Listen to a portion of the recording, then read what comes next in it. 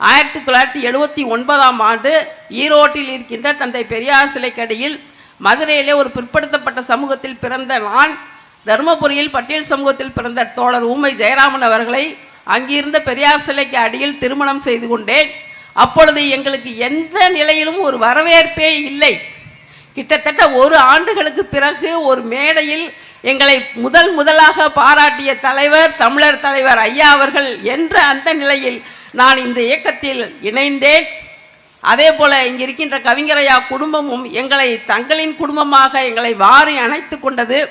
அதே போல தமிழர் தலைவர் அவர்கள் இன்றைக்கு இந்தியாவில் இருக்கின்ற எந்த இயக்கத்திலும் இல்லாத ஒரு சிறப்பு நம்முடைய தமிழர் தலைவருக்கு மட்டும் உண்டு.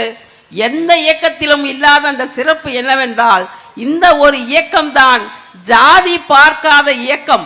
ஒரு தோழரை ஒரு பொறுப்பாளரை நீ என்ன ஜாதி என்று கேட்காத இயக்கம் என்ற தனிச்சிறப்பும் பெற்றது என்பதால் நான் இந்த இயக்கத்தில் இணைந்தேன் என்று சொன்னேன்.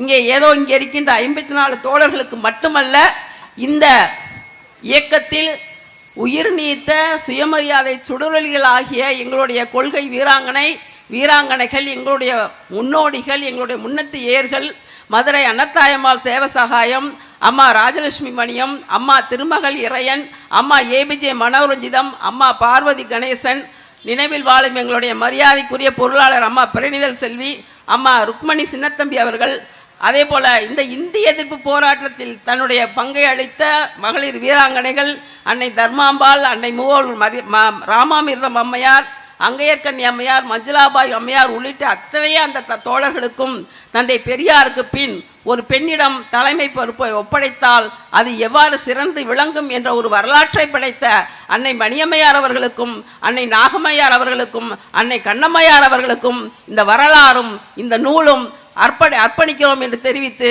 வாய்ப்புக்கு நன்றி கூறி விடைபெறுகிறேன். நன்றி, வணக்கம்.